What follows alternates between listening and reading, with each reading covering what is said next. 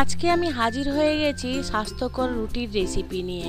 এটা বানানো যেমন সহজ তেমনি সকালবেলা নাস্তার সময় কিংবা সন্ধেবেলা টিফিনে আর স্কুল কলেজ কিংবা অফিসে টিফিন বক্সে এটা খুব সহজেই দেয়া যায়। আর এটা খেলে খুব অনেকক্ষণ পেট ভরে থাকে। তাই বন্ধুরা, আপনারা যদি আমার মতো একবার বানিয়ে দেখেন, আশা করছি আপনাদেরও খুব ভালো লাগবে। আপনাদের কাছে বিশেষ অনুরোধ রইল আমার এই ভিডিওটি সম্পূর্ণ দেখার জন্য। নমস্কার বন্ধুরা, ইজি কুক চ্যানেলে আপনাদের সবাইকে স্বাগত জানাই। চলুন শুরু করছি।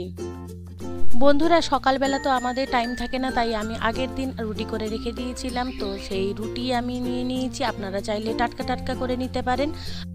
আমি এখানে কিছু উপকরণ নিয়ে নিয়েছি। আপনাদের পছন্দ অনুযায়ী আপনারা যে কোনো সবজি ব্যবহার করতে পারেন। আমি এখানে নিয়ে নিয়েছি একটা আলু সেদ্ধ, এইরকম ছোট ছোট করে কুচি করে নিয়েছি। কাঁচা লঙ্কা নিয়ে নিয়েছি একটা, টমেটো একটা কুচি করে নিয়েছি, ক্যাপসিকাম নিয়ে নিয়েছি কুচি করে, পেঁয়াজ নিয়ে নিয়েছি কুচি করে, আর ধনেপাতা নিয়ে নিয়েছি। আপনারা চাইলে এখানে গাজরও ব্যবহার করতে পারেন, বাঁধাকপিও ব্যবহার করতে পারেন, আপনাদের যদি পছন্দ হয়। এবারে কিছু মশলা নিয়ে নিয়েছি। মশলার মধ্যে আমি এখানে রেগুলার নুন, বিট নুন, চাট মশলা আর গোলমরিচের গুঁড়ো নিয়ে নিয়েছি। আর মেয়োনিজ নিয়ে নিয়েছি, টমেটো সস নিয়ে নিয়েছি। বন্ধুরা, আপনারা যদি ফেসবুক থেকে আমার এই রেসিপিটি দেখে থাকেন, তাহলে আমার পেজটিকে লাইক ও ফলো করে দেওয়ার অনুরোধ রইল। এবারে মশলাগুলো আমি ঢেলে দিলাম আর সমস্ত উপকরণগুলোকে আমি ভালো করে মেয়োনিজ আর সসের সাথে ভালো করে মিশিয়ে নেব। আর আমার এই রেসিপিটি যদি কোনো বন্ধু ইউটিউব থেকে দেখে থাকেন, তাহলে আমার এই ক্ষুদ্র চ্যানেলটিকে সাবস্ক্রাইব করে আমার পাশে থাকার জন্য অনুরোধ করছি। বন্ধুরা, এই পর্যায়ে কিন্তু আমাদের খুব খেয়াল রেখে মাখিয়ে নিতে হবে সবজিগুলো, যাতে সমস্ত উপকরণগুলো মেয়োনিজ আর টমেটো সসের সাথে ভালো করে মিক্সড হয়ে যায়। আর ঝালটা অবশ্য আপনাদের পরিমাণ অনুযায়ী নিয়ে নেবেন, বাড়িয়ে বা কমিয়ে নিতে পারেন। আমি এখানে ভালো করে সুন্দর করে সমস্ত উপকরণগুলো মিশিয়ে নিলাম। এবারে একটা রুটি নিয়ে নিলাম। আমি রুটির উপরে প্রথমে আমি মেয়োনিজ দিয়ে নেব। মেয়োনিজটা অবশ্য আপনারা পরিমাণ অনুযায়ী বাড়িয়ে বা কমিয়ে নিতে পারেন। এর উপরে আমি দিয়ে দেবো টমেটো সস। আপনারা চাইলে এখানে পিৎজা সসও ব্যবহার করতে পারেন।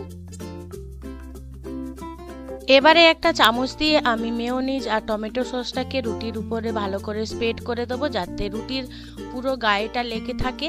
সেইভাবে আমাদের মাখিয়ে নিতে হবে। দেখুন, এইভাবে মাখিয়ে নিয়েছি আমি। এবারে ওই যে মেখে রেখেছিলাম আমি সমস্ত উপকরণগুলো মেয়োনিজ আর টমেটো সস দিয়ে, সেটাকে এবারে একটা চামচ দিয়ে এই রকম লম্বালম্বিভাবে দিয়ে দেবো।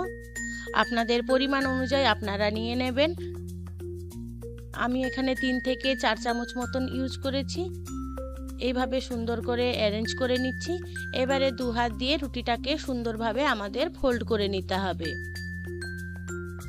এখানে খেয়াল রাখতে হবে রুটিটা যাতে না খুলে যায়, সেই রকম আমাদের ফোল্ড করে নিতে হবে। দেখুন, আমি এভাবে ফোল্ড করে নিলাম,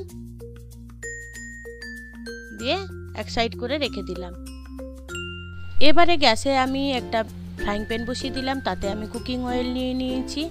আপনাদের পছন্দ অনুযায়ী আপনারা যে কোনো তেল নিয়ে নিতে পারেন, তবে বাটার বা সাদা তেল দিয়ে করলে এটা বেশি ভালো লাগবে। তো আমি এখানে সাদা তেল ইউজ করেছি। এবারে রুটিটাকে দিয়ে দিলাম। আর এই রান্নাটা আমাদের লো আঁচে করতে হবে। দেখুন, এইভাবে আমাদের উল্টে পাল্টে রুটিটাকে, এই রোলটাকে ভালো করে আমাদের ভেজে নিতে হবে। আরেকটাও আমি রেডি করে নিয়েছি, সেটাকেও দিয়ে দিলাম। সেটাকেও এইভাবে চেপে দিতে হবে, দিয়ে যাতে খুলে না যায় সেইভাবে আর কি। তো তারপরে আমাদের এইভাবে উল্টে পাল্টে ভালো করে রুটিটাকে এইভাবে ভেজে নিতে হবে। তো বন্ধুরা, একদিন এইভাবে টিফিন বানিয়ে দেখতে পারেন। আর আপনাদের কেমন লাগলো সেটা কিন্তু কমেন্ট বক্সে জানাতে ভুলবেন না। যদি ভালো লেগে থাকে আজকে আমার রেসিপিটি, ছোট্ট একটা লাইক করে দেবেন। আর বেল আইকনটি কিন্তু ক্লিক করে দেবেন, যাতে আমার দেওয়া সমস্ত ভিডিও নোটিফিকেশানগুলো আপনারা খুব সহজেই পেয়ে যান। তার জন্য আপনাদের ছোট্ট একটা লাইক আমাকে অনেক ইন্সপায়ার করে নিত্য নতুন রেসিপি বানানোর জন্য, তাই ওটা দিতে ভুলবেন না। আপনাদের অনেক অনেক ধন্যবাদ আমার এই ভিডিওটি সম্পূর্ণ দেখার জন্য, মহামূল্যবান সময় দিয়ে। দেখা হবে পরের কোনো নিত্য নতুন রেসিপিতে।